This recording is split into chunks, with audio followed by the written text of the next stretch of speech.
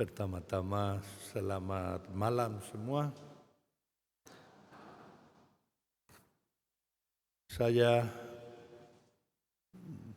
diajak untuk bicara tentang pesta hari ini. Hari ini adalah pesta persembahan Yesus di Kanisa, di Bait Allah. Yesus dipersembahkan tentu oleh orang tuanya. Maka ini adalah satu pesta keluarga. Pesta keluarga. Tapi sebelum saya mulai merenungkan tentang persembahan itu, artinya persembahan dan lain-lain, saya mau menjelaskan dulu bahwa kita harus mengerti baik-baik apa yang tertulis dalam Alkitab supaya nanti tidak ada kesalahan dalam melaksanakan persembahan itu. Ada contoh-contoh sehari-hari yang bisa menunjukkan bahwa kita keliru dalam pengertian. Ada orang tua yang bawa anaknya ke gereja dan supaya anak belajar menjadi murah hati, orang tua kasih 10.000 nanti untuk kolekte dan 5.000 untuk kamu. Baik. Lalu dalam khotbah, anak belajar sesuatu yang baru. Dia tidak bilang apa-apa, tapi kemudian mamanya melihat bahwa dia kasih 5.000 untuk kolekte dan 10.000 untuk dia. Dan mamanya, tapi lalu setelah misa, tapi kenapa dulu kita bilang kasih 10.000 untuk Tuhan, 5.000 untuk kamu. Ya, tapi Romo dalam khotbah bilang bahwa kalau kita memberikan, harus memberikan dengan bergembira. Saya lebih bergembira kalau kasih 5.000 dan 10.000 untuk saya. Saya lebih bergembira begitu, no? Justina, seperti itu. Tapi bukan hanya dengan anak-anak, juga orang dewasa. Bayangkan seorang pria yang biasanya mabuk terus. Lalu istrinya selalu tegur dia, "Kini kamu tidak dengar dari sabda Allah bahwa alkohol itu adalah musuh manusia, musuhmu, musuh kesehatanmu, musuh keluargamu. Minum whisky, minum anggur terus, itu musuh." Dan orang pemabuk itu bilang, tapi dalam Alkitab Tuhan Yesus bilang, kasihilah musuhmu. Maka dia mengasihi alkohol, minum. Saya menjelaskan dengan contoh-contoh gini sedikit lucu, tetapi supaya kita sungguh-sungguh mengerti artinya persembahan. Saya kurang tahu, maaf kalau kalian sudah ikut misa hari ini, mungkin kalian sudah mendengarkan Injil hari ini, tapi saya mau membaca kembali dari Injil suci menurut Santo Lukas. Ketika genap waktu penakhiran menurut hukum Taurat Musa, Maria dan Yusuf membawa Yesus ke Yerusalem untuk menyerahkannya kepada Tuhan. Seperti ada tertulis dalam hukum Tuhan, semua anak laki-laki sulung harus dikuduskan bagi Allah. Juga mereka datang untuk mempersembahkan kurban menurut apa yang difirmankan dalam hukum Tuhan, yaitu sepasang burung tekukur atau 2 ekor anak burung merpati. Dengar kata-kata itu karena belum disebutkan kata persembahan, tapi ada menyerahkannya kepada Tuhan, dikuduskan untuk Tuhan, dan mempersembahkan kurban menurut apa yang difirmankan dalam hukum Tuhan. Waktu itu adalah di Yerusalem seorang bernama Simeon. Ia seorang yang benar dan saleh hidupnya, yang menantikan penghiburan bagi Israel. Roh Kudus ada di atasnya, dan kepadanya telah dinyatakan oleh Roh Kudus bahwa ia tidak akan mati sebelum melihat Mesias, yaitu Dia yang diurapi Tuhan. Atas dorongan Roh Kudus, Simeon datang ke bait Allah. Ketika Yesus, anak itu, dibawa masuk oleh orang tuanya untuk melakukan kepadanya apa yang ditentukan hukum Taurat, Simeon menyambut anak itu dan menatanya sambil memuji Allah. Katanya, "Sekarang Tuhan, biarkanlah hamba-Mu ini pergi dalam damai sejahtera sesuai dengan firman-Mu, sebab mataku telah melihat keselamatan yang daripada-Mu, yang telah Engkau sediakan di hadapan segala bangsa, yaitu terang yang menjadi penyataan bagi bangsa-bangsa lain dan menjadi kemuliaan bagi umat-Mu Israel." Saya mau menekankan di sini kata-kata dari Simeon yang bilang, "Mataku melihat keselamatan yang daripadamu, dari Allah."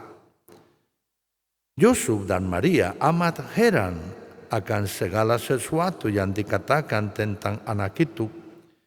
Lalu Simeon memberkati mereka dan berkata kepada Maria, ibu anak itu, "Sesungguhnya anak ini ditentukan untuk menjatuhkan atau membangkitkan banyak orang Israel, dan untuk menjadi suatu tanda yang menimbulkan perbantahan." Kemudian berbisik-bisik kepada Bunda Maria, "Dan suatu pedang akan menembus jiwamu sendiri." Dan kemudian melanjutkan pidatonya supaya menjadi nyata pikiran hati banyak orang. Lalu muncul nabi yang lain perempuan, Hana. Dia itu juga bernubuat setelah melihat anak itu. Ada juga di situ seorang nabi perempuan, anak Fanuel dari suku Asher, namanya Hana. Ia sudah sangat lanjut umurnya. Sesudah menikah, ia hidup 7 tahun bersama suaminya, dan sekarang ia sudah janda, berumur 84 tahun. Ia tidak pernah meninggalkan bait Allah, dan siang malam beribadah dengan berpuasa dan berdoa. Beribadah, berpuasa, dan berdoa. Pada saat anak itu dipersembahkan di bait Allah, Hana pun datang ke bait Allah dan bersyukur kepada Allah serta berbicara tentang anak itu kepada semua orang yang menantikan kelepasan untuk Yerusalem. Setelah menyelesaikan semua yang harus dilakukan menurut hukum Tuhan, kembalilah Maria dan Yusuf serta anak itu ke kota kediamannya, yaitu Nazaret di Galilea. Anak itu bertambah besar dan menjadi kuat, penuh hikmat, dan kasih karunia Allah ada padanya. Demikianlah sabda Tuhan. Pertama-tama, saya mau menjelaskan sedikit latar belakang dari semua hukum Tuhan itu, sesuai dengan hukum Taurat itu. Kenapa anak harus dipersembahkan? Kenapa harus dibawa ke kanisa? Kenapa harus mengorbankan ekor merpati atau tekukur? Kenapa?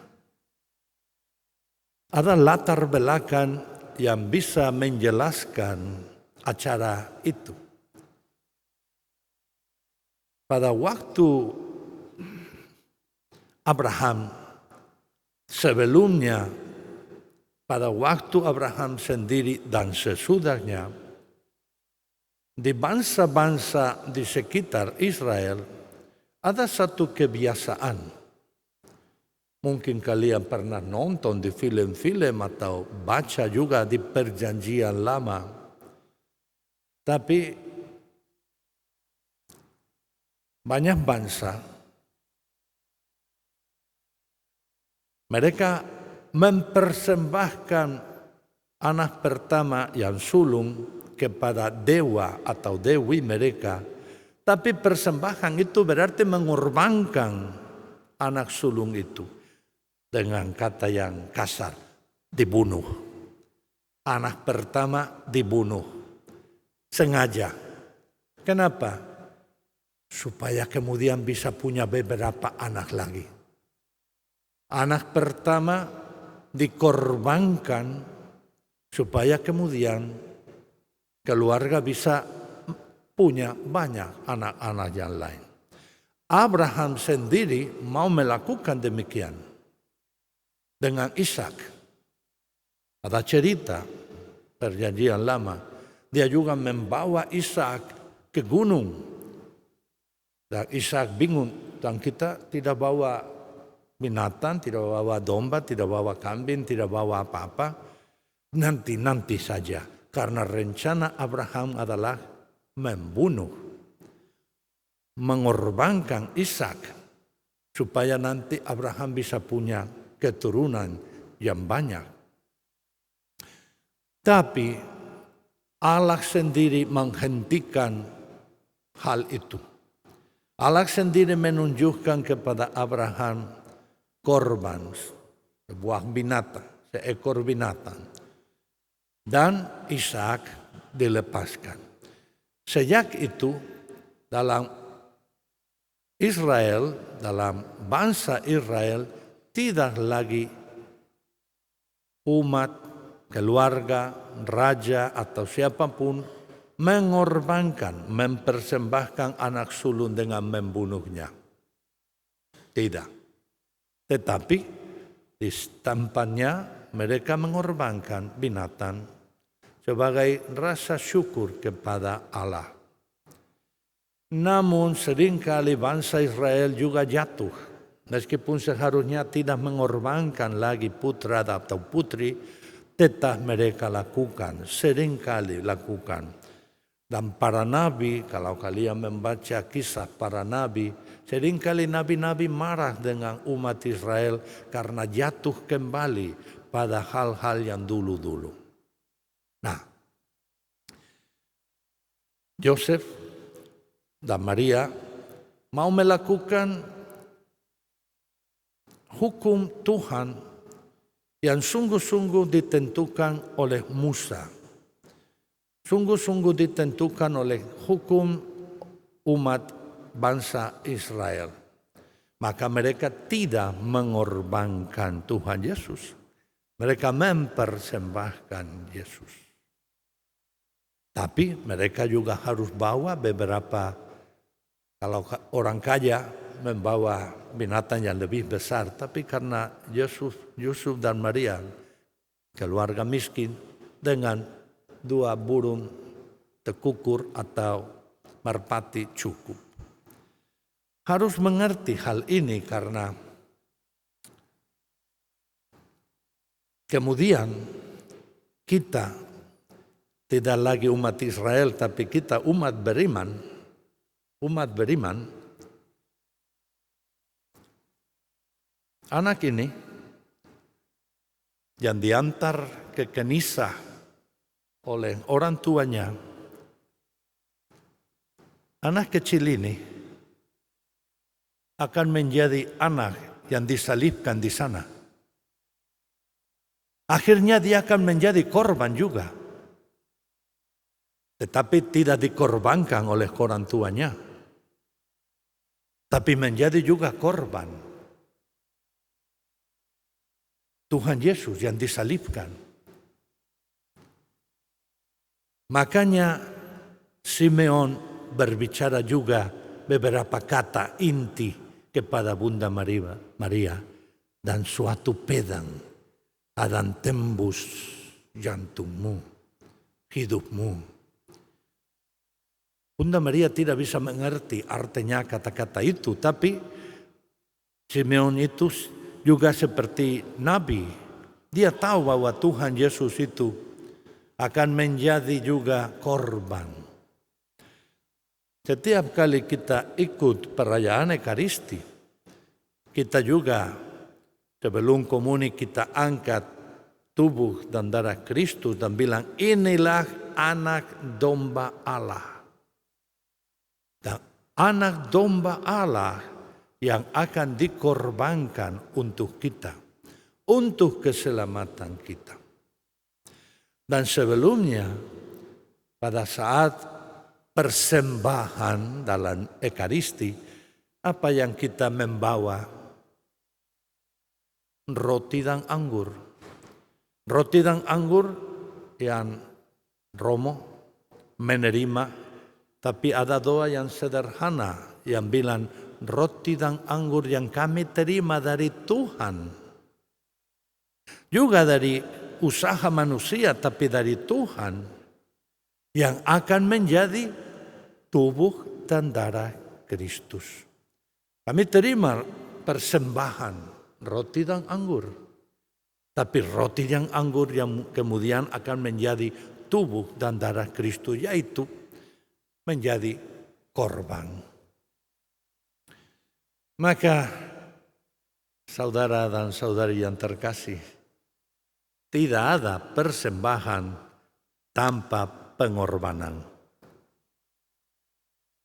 Dan Bunda Maria tahu itu. Bukan dia, bukan Santo Yosef yang membawa anak itu untuk dibunuh, untuk dikorbankan. Tapi anak itu akan menjadi korban. Dan Bunda Maria akan menyaksikan putranya disalibkan. Nah sekarang mari kita merenungkan sedikit demi sedikit untuk hubungan dengan kehidupan kita. Saya mau menjelaskan sedikit dasar teologi dan dasar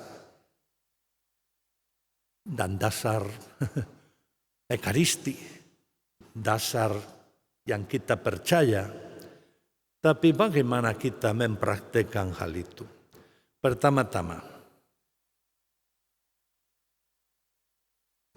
saya kurang tahu apakah di sini dilakukan atau tidak, tapi saya yang sudah bekerja di negara-negara lain, pesta ini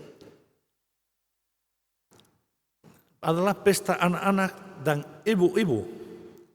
Dan di banyak gereja, ibu-ibu pada saat persembahan bukan hanya antar roti dan anggur, mereka mengantar anak-anak, bayi yang baru lahir, dan bawa lilin karena bilang anak akan menjadi terang. Dan mereka mempersembahkan anak-anak itu kepada Tuhan, bukan mengorbankan anak-anak itu, mempersembahkan anak-anak itu. Selama saya di Indonesia ini hampir 40 tahun, hanya dua kali saya mungkin sudah kasih baptis ribuan anak. Tapi hanya 2 kali ada orang tua yang bilang, tolong Romo, mempersembahkan putra kami kepada Tuhan. Dan saya pegang bayi itu dan bawa kepada Tuhan. Dan bilang ini adalah persembahan dari keluarga. 2 anak itu, yang satu jadi suster, yang satu jadi Romo. Hanya 2. Tapi begitu banyak anak. Apakah orang tua takut? Jangan-jangan sampai nanti Allah mengambil mereka menjadi romo atau suster? Ternyata hari ini juga adalah pesta. Di sini saya melihat 2 suster di sini, ada 1 di belakang juga. Saya juga biarawan dan biarawati. Hari ini adalah pesta kita, suster-suster. Waktu saya datang ke sini, saya usulkan di Kebikepang Utara untuk merayakan tanggal 20 Februari pesta biarawan dan biarawati mereka. Apa itu? Ini pesta kita. Oh ya? Mungkin di negara lain di sini. Tapi pesta kenapa? Karena biarawan dan biarawati adalah satu panggilan di mana bukan hanya keluarga tapi gereja juga mempersembahkan putra dan putri untuk melayani gereja. Untuk menjadi juga korban. Dengan kerja keras di sekolah, di rumah sakit, di gereja, di mana saja. Di daerah misi, pergi dari rumah ke rumah. Panggilan biarawan dan biarawati lewat doa dan kerja keras adalah juga persembahan kepada Allah dari umat Kristiani, dari umat Katolik, dan dari bapak dan ibu yang merasa ini berkat untuk rumah juga. Maka di mana-mana ada juga pesta hari ini, bukan hanya untuk ibu yang baru melahirkan dan membawa bayi mereka, anak-anak kecil, tapi juga untuk biarawan dan biarawati. Tapi lebih-lebih saya mau merenungkan bagaimana tentang kalian yang bukan suster dan bukan romo dan bukan biarawan, biarawati atau apa-apa. Maria dan Santo Yosef, mereka bukan biarawan atau biarawati, mereka tidak, bapak dan ibu. Keluarga. Pertama-tama keluarga sebagai individu, sebagai pengikut Kristus. Kita semua seharusnya menyadari bahwa kita semua harus juga berani mempersembahkan hidup kita kepada Tuhan. Berani meletakkan kehidupan kita di tangan Tuhan. Berani bilang kepada Allah, saya menyerahkan hidupku kepadamu. Dan Jumat pertama seperti hari ini, kalau tidak salah ada juga doa penyerahan kepada hati kudus Yesus. Tapi penyerahan yang benar, bukan hanya kata-kata bla bla bla bla bla. Tapi penyerahan yang benar. Sungguh-sungguh meletakkan diri di dalam tangan Tuhan.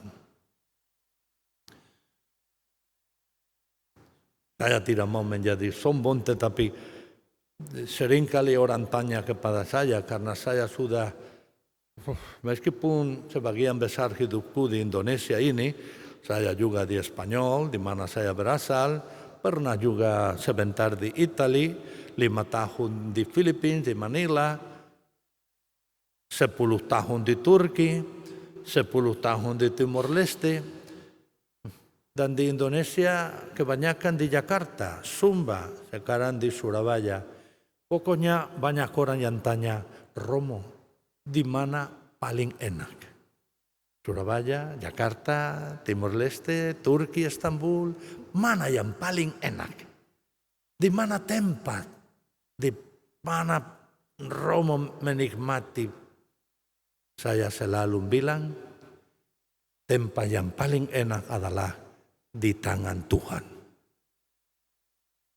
Karena di mana-mana ada Tuhan. Dan di mana-mana saya tahu bahwa saya berada di tangan Tuhan. Tapi untuk itu perlu bahwa kita semua, setiap orang sungguh-sungguh berani meletakkan diri dalam tangan Tuhan. Ini artinya apa? Artinya adalah menjadi pengikut Kristus yang sangat baik, melupakan diri. Saya mau bilang, jangan mengorbankan orang lain, mengorbankan diri sendiri untuk orang lain.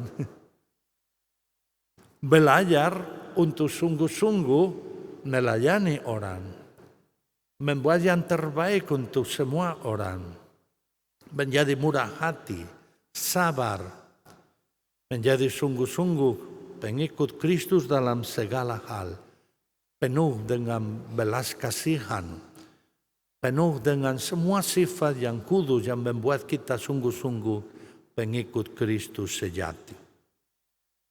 Itu sebagai orang, sebagai individu.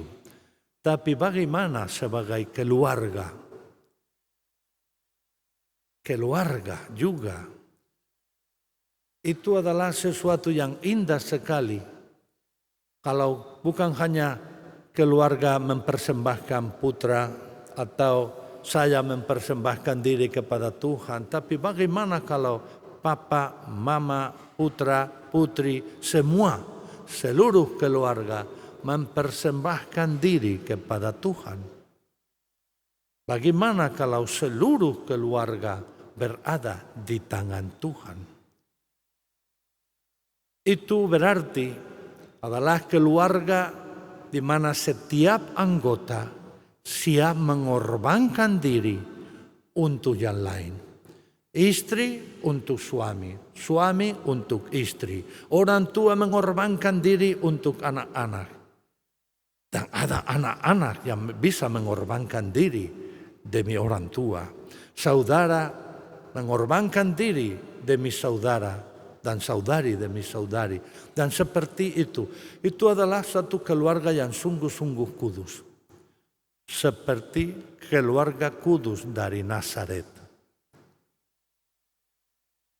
Keluarga harus belajar mengorbankan diri satu sama lain. Bukan mengorbankan. Mengorbankan yang lain. Dan kadang-kadang seperti tadi saya bilang, ada yang penafsiran yang tidak benar. Di mana kita pikir bahwa, kalau kamu mencintai saya, kamu harus mengorbankan diri untuk saya. Enak aja, no? Tidak benar. Satu hari katanya ada seorang bapak keluar dari gereja dan dia paksa istrinya naik ke bahunya dan bawa istrinya di atas. Dan semua orang heran dan tertawa dan Romo tanya, kenapa kamu bawa istrimu di atas bahumu? Tadi Romo bilang bahwa setiap orang harus memikul salibnya dan membawa salibnya. Nah, inilah salibku. Kasihan istri. Kasihan istri, no? Seperti, tidak benar. Tapi, ya, kenapa? Kadang-kadang istri mengorbankan diri. Begitu banyak keluarga suami atau istri sakit. Ada penyakit macam-macam. Tetapi suami atau istri setia dan melayani dan mendampingi dan 24 jam bersama yang sakit dan tidak meninggalkan dia, tidak melarikan dari dia. Wow, itu adalah mengorbankan diri untuk keluarga. Ibu yang mengorbankan diri untuk putranya. Saya dengar dari teman, saya punya beberapa teman juga misionaris. Ada yang di Meksiko, di Kuba, di Brasil, di Honduras. Mereka semua ke Amerika, hanya saya ke sini, ke Asia. Yang di Brasil, dia cerita, dia kerja di satu paroki. Dan dia bilang bahwa tiba-tiba satu hari, di misa harian datang seorang ibu lari. Terima komuni dan lari keluar dari gereja. Kadang-kadang datang Injil sudah selesai, datang waktu persembahan, kadang-kadang hanya datang untuk komuni dan langsung lari pergi. Dan ibu-ibu tua mulai blub. Apakah ini begini? Apakah bagaimana? Ini Ekaristi. Dia tidak dengar sabda Allah, dia tidak gini, dia datang terima komuni dan pergi. Dan mereka langsung ke Romo. Romo harus ditegur, itu tidak boleh, seperti ini tidak bisa, bla bla bla. Oke, maka temanku ini bilang, Romo paroki satu hari minta Romo lain merayakan misa. Dan dia nunggu di luar. Seperti biasa, wanita itu masuk setengah perayaan Ekaristi, dan begitu terima komuni langsung lari keluar. Dan Romo itu, tunggu ibu. Kenapa lari seperti itu? Kenapa tidak ikut perayaan Ekaristi dengan baik? Saya tidak ada waktu untuk menjelaskan. Kalau mau tahu silakan ikut saya. Dan ibu itu lari. Dan Romo lari di belakang. Bagaimana? Kalau mau tahu silakan ikut. Dan lari. Dan tiba-tiba masuk ke satu rumah, satu apartemen. Sepertinya ibu itu baru datang ke kota ini. Dan langsung buka pintu, masuk lari. Romo masuk. Marta mana? Bagaimana? Masuk ke kamar ini. Masuk ke kamar ini. Buka pintu terakhir. Di sana ada seorang anak dengan kepala seperti ini. Badan kecil, kepala besar. Dia bilang, waktu putra ini lahir, suamiku melarikan diri. Dia tidak mau tahu tentang putra ini. Di rumah sakit mereka bilang tidak tahu berapa lama dia akan hidup. Tapi saya lari untuk terima komuni kudus. Karena saya tidak mau lari dari putraku. Saya mau bersama putraku.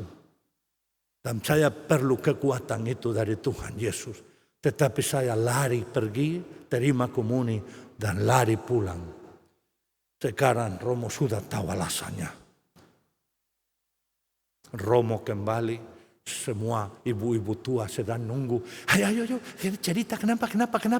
Shh, diam. Jangan gosip-gosip. Ya sudah, tidak ada lagi penjelasan apa-apa. Seseorang, masing-masing orang punya salib. Masing-masing orang punya salib. Dan kita bukan hakim untuk bilang ini dan ini. Dan wanita itu, ibu itu mengorbankan diri demi putra itu. Ada bapak, saya kurang tahu apakah waktu saya datang ke sini cerita tentang seorang bapak yang kerja di tambang. Saya sudah cerita? Tidak, belum. Ada seorang anak muda mau jadi Romo, projo, mau ke seminari. Maka dia mempersiapkan diri untuk kasih tahu keluarga. Mau masuk seminari. Tapi begitu anak itu bicara, papanya yang kerja di tambang mengumumkan kepada istri dan anak-anak, saya baru datang dari dokter. Dokter bilang paru-paruku sudah hancur karena sudah bertahun-tahun saya kerja di tambang di bawah tanah, ambil batu karang. Dokter bilang saya harus berhenti atau saya akan cepat-cepat meninggal. Maka sekarang saya gajiku akan dipotong 50%. Maka mulai sekarang kita harus menghemat. Kulkas mungkin tidak akan penuh seperti dulu. Dan buku-buku sekolah, maaf tapi tidak bisa. Anak itu yang mau ke seminari, wow. Kalau begitu, bagaimana saya ke seminari? Siapa yang bayar saya? maka diam. Diam, setelah makan, ibu pergi cuci piring, yang lain masing-masing pergi ke tidur. Tapi ibu pintar.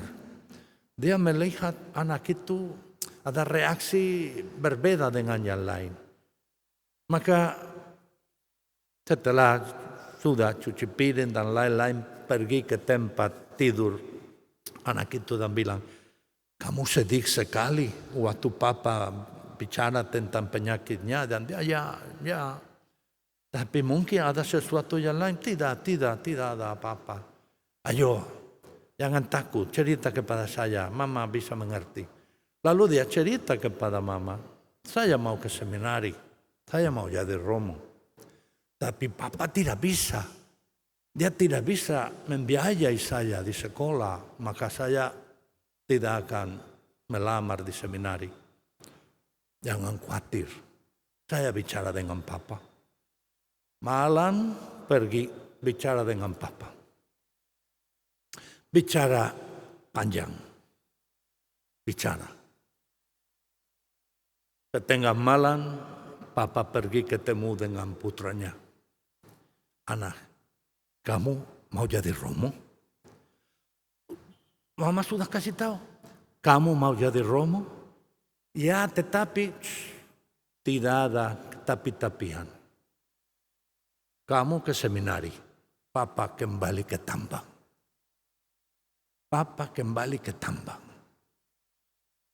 Waktu anak muda itu menjadi romo, papanya sudah meninggal. Papa tidak bisa melihat putranya ditabiskan. Itu adalah persembahan. Itu adalah pengorbanan.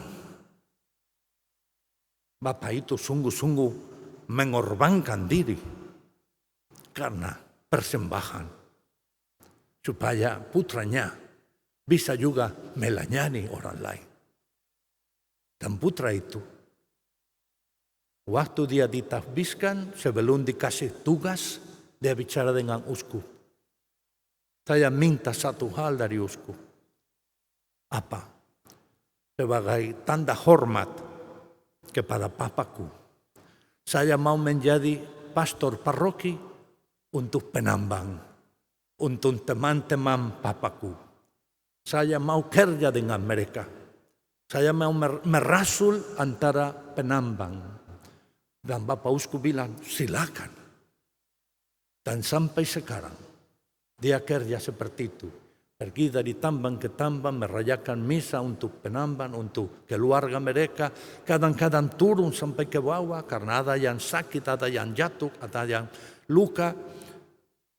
Itu adalah pengorbanan, itu adalah persembahan.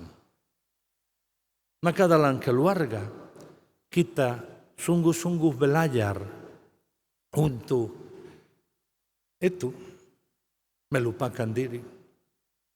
Untuk sungguh-sungguh mengorbankan diri demi kebaikan keluarga untuk orang lain.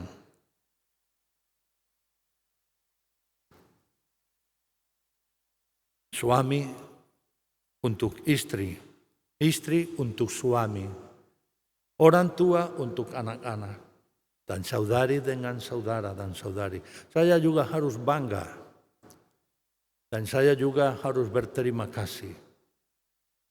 Kalau saya hari ini saya berada di sini, karena saya punya seorang kakak, dan dia tidak bisa ke kuliah, ke universitas, tidak bisa kemana-mana, tapi dia tahu keinginan saya untuk menjadi romo dan misionaris. Maka dia umur 14 sudah mulai kerja supaya membiayai sekolahku, supaya saya bisa maju. Dan dia mengorbankan studinya. Kerja pagi, sore, malam ke akademi untuk belajar sedikit ini dan itu supaya bisa hidup. Dia mengorbankan diri demi panggilanku. Maka bagi saya dia itu adalah bukan hanya saudaraku, adalah teman terbaikku. Dia adalah segala-galanya untuk aku. Saudara dengan saudara. Saya dengar di satu kampung, saya tidak bilang di mana, nanti kalian akan pergi ke kampung itu melihat-lihat. Ada di satu kampung, dua saudara. Yang satu nikah, punya keluarga, beberapa anak, kuat. Mereka petani, tapi bayangkan di ladang mereka, saudara itu dia tidak sendiri, punya beberapa anak muda yang membantu. Maka ladangnya, sawahnya berhasil banyak. Yang lain tidak nikah, yang lain tinggal sendirian. Maka ladangnya ya begitu-begitu aja. Penghasilannya sedikit. Maka yang besar pikir, kasihan adikku, dia sendirian. Hasilnya dari sawah, dari ladangnya kecil. Maka secara rahasia, kadang-kadang setengah malam dia ambil karung dengan beras, kadang-kadang jagung, kadang-kadang sayur-sayuran, dan bawa ke rumah adiknya dan taruh di sana, dan kemudian lari. Adik juga berpikir, kasihan kakakku, saya di sini seorang diri dan dengan sedikit saya cukup, tapi dia punya istri, punya 3 anak, punya kasihan, pasti dia memerlukan bantuan. Maka adik juga sekali-sekali ambil karung dengan beras, dengan sayur-sayuran atau dengan jagung dan bawa ke rumahnya kakak dan taruh di sana setengah malam, kemudian lari. Dan seperti itu, berapa lama seperti itu? Sampai satu malam kebetulan mereka ketemu di tengah. Masing-masing bawa. Mau kemana dengan itu? Ke rumahmu dan kamu, saya ke rumahmu. Aduh, mereka tertawa. Mereka berpeluk. Dan setelah itu, seluruh kampung dengar tentang contoh itu. Dan mereka bikin satu patung di tempat itu. Sederhana. Patung untuk rasa persaudaraan yang hebat. Karena di tempat itu 2 saudara ketemu. Maka di tempat mereka ketemu, plak. Dan menjadi teladan untuk seluruh kampung. Itulah renunganku tentang persembahan, tentang pengorbanan. Jangan lupa, dan saya kembali lagi mau menutup dengan hal-hal yang tadi pembukaan juga. Tuhan Yesus adalah anugerah diberikan kepada kita oleh Allah Bapa sebagai hadiah. Begitu besar cinta kasih Allah, Dia menyerahkan putranya sendiri. Maka Tuhan Yesus adalah juga persembahan dari Allah Maha Tinggi kepada manusia. Ayo, demi keselamatan manusia, demi kebaikan manusia, demi kekudusan manusia. Dan sekarang dalam perayaan Ekaristi, kita mempersembahkan kembali putra ini kepada Allah Bapa. Dan bersama putra ini kita semuanya yang dikuduskan, diselamatkan oleh putra ini, kita juga diantar kembali ke surga. Aneh, tapi indah juga. Aneh, tapi saudara dan saudari, marilah kita menjadi juga anugerah dan hadiah satu sama lain. Jangan kita menjadi beban untuk orang lain. Jangan kita menjadi beban untuk keluarga. Jangan kita menjadi masalah untuk keluarga. Mari kita menjadi hadiah, menjadi anugerah. Seperti Tuhan Yesus yang diberikan kepada kita oleh Allah Bapa. Bersama Yesus kita semua dipanggil untuk kembali kepada Tuhan. Dan saya selesai dengan cerita yang terakhir. Cerita yang benar, bukan dongeng. Mau dongeng dulu. Karena kadang-kadang kita menjadi masalah untuk orang lain. Daripada menjadi solusi, juga suster-suster di dalam biara jadilah berkat dan jadilah rahmat untuk suster-suster lain. Dongeng-dongeng, tapi juga menggambarkan hal itu, orang yang tidak menjadi berkat untuk orang lain. Dua sejoli muda, baru nikah mungkin 1-2 tahun, lalu si bapak memandang istrinya muda dan bilang, waktu saya melihat fotomu, baru lahir, saya ingat apa? Ingat teddy bear doll. Wow. Nah, istrinya senyum. Terus, dan kalau melihat fotomu waktu gadis, saya ingat apa?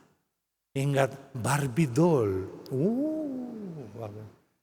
Maka istrinya sekarang senang-senang, dia tanya, dan sekarang kalau melihat sekarang ingat apa? Kalau melihat kamu sekarang saya ingat Panadol.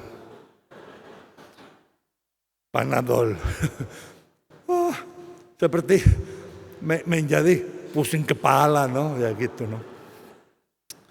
Maka sekarang cerita yang benar. Dan saya punya banyak teman saya dari tarekat Salesian yang ada di seluruh dunia.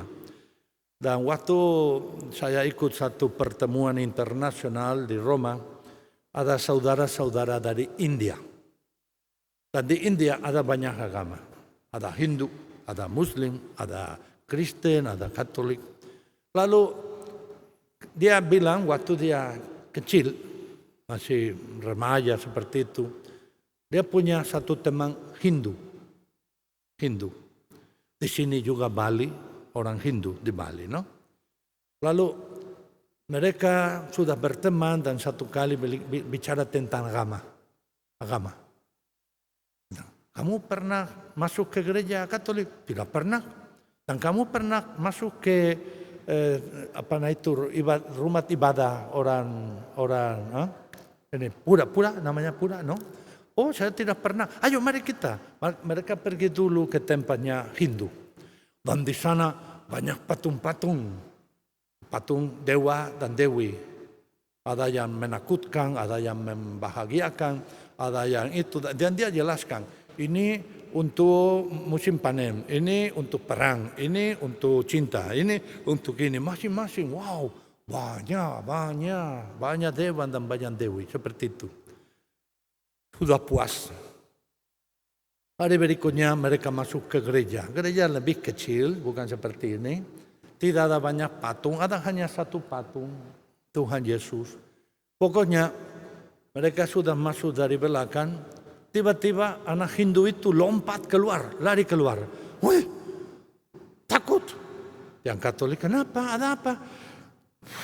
Takut apa? Di sana ada seorang yang disalibkan. Ada orang yang telanjang, disalib. Siapa itu? Dan anak Katolik, jangan khawatir. Ini adalah dewa kami. Ini adalah Allah kami. Itu, dan mereka masuk. Lalu anak Katolik menjelaskan. Ini dari katekesis. Ini sebetulnya adalah Allah, tapi putra Allah.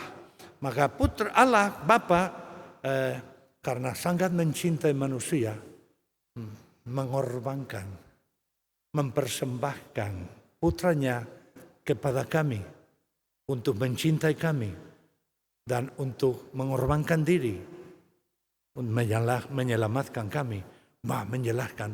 Dan dia disalibkan karena kami sangat menghargai dia pengorbanannya. Maka sekarang di semua gereja Katolik pasti ada salib seperti itu. Dan orang Hindu bilang apa? Bagus sekali. Kalian orang Katolik sangat beruntung. Kalian hanya punya satu Allah. Dan dia mengorbankan diri demi keselamatan kalian. Demi cinta kasih kalian. Kami punya banyak dan tidak ada satu pun yang bisa mengorbankan diri seperti itu. Kalian hanya punya satu. Dan dia begitu mencintai kalian, dia menjadi korban. Luar biasa. Kata temanku, hari itu saya menyadari bahwa kita sungguh-sungguh punya Allah yang luar biasa. Dan hari itu saya memutuskan untuk menjadi Romo Salesian. Dan dia cerita itu kepada saya dan orang-orang lain yang ada bersama di sana. Itulah renunganku, kesimpulan jelas. Mari kita mempersembahkan keluarga kita. Mari kita menjadi persembahan kita masing-masing.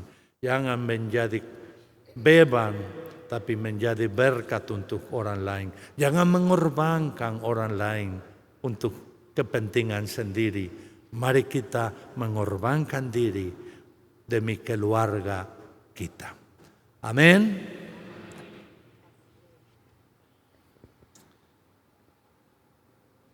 Kemuliaan kepada Bapa dan Putra dan Roh Kudus.